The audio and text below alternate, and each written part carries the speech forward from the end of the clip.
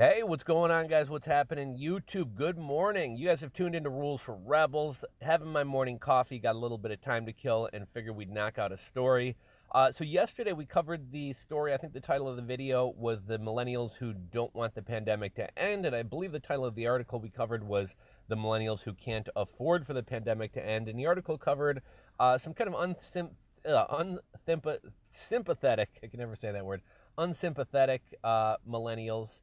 Normally these stories kind of cover people who you have some empathy for. Oh, this guy had his business shut down. Oh, this woman was a bartender, her bar was shut down. In this story we covered yesterday, it was pretty much people quitting their jobs on purpose to be able to collect unemployment through September. Now, well, I think the government policy is misguided, and I don't think it makes a lot of sense. I mean, the world is open right now. There's not a reason to really act like we're still in a pandemic, in my opinion. But well, I think the government policy is misguided. I really can't fault people who, given the choice between making $400 a week, working 40 hours a week at a shitty job, versus collecting $1,200 or $1,600 a week, sitting at home doing nothing, or even just out enjoying the summer. I can't fault somebody for not wanting to take a 60% pay cut and have to work a shitty job on, quote unquote principle, especially when the government is handing out money like crazy to billionaires and corporations. So, get your money, but it'll be interesting to see what happens come September. In the video we did yesterday, I kind of talked about how a buddy of mine had a craving for Taco Bell.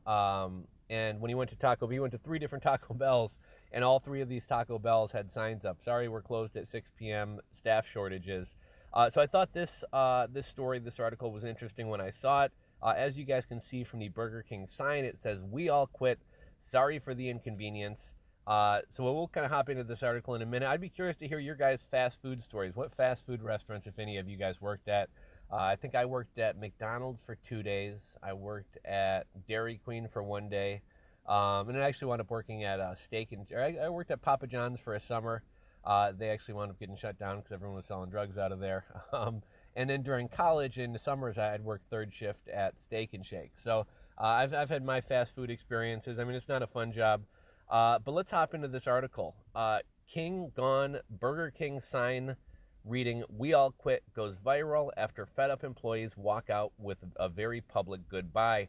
And like I said, I think it'll be really interesting to see what happens come September. So right now we are seeing a lot of, especially restaurants, but restaurants, bars, warehouses, retail jobs. We're seeing a lot of these businesses kind of waking up and realizing, like, oh, if we want to attract people, we have to offer something that's attractive to them, whether that be better pay, better benefits, more stable hours, childcare. I just read an article this morning. I think they were talking about a couple of McDonald's franchisees.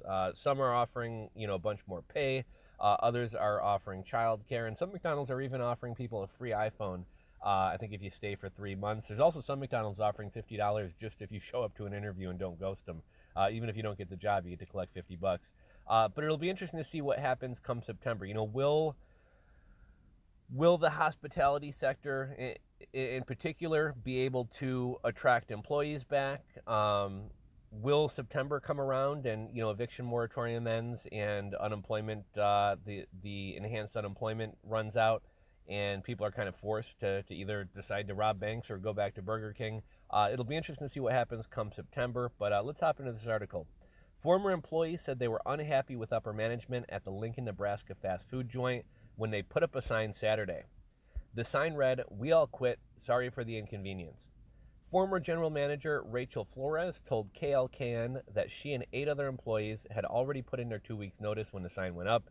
They meant it to be some harmless fun, Flores said, and did not expect the sign to go viral.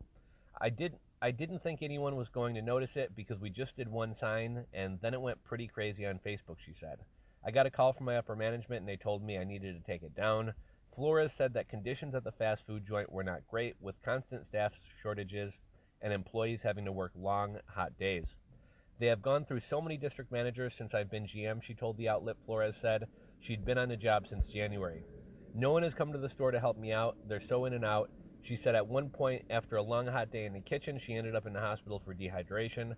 Her boss said she was being a baby after the incident, she said. Former employees at the Lincoln Burger King said they had been joking about posting a sign about quitting in the past before they actually went through with it. Let's see. Afterwards, Flores was told to hand in your keys, and she was fired ahead of her last day on the job. Former employees told KLKN that the location is still open but is seriously understaffed. Employees would often quit just days after starting, they said. Oh, I guess that's the end of the article. But anyhow, saw this one this morning. Thought it was kind of funny. Thought it kind of piggybacked on yesterday's story.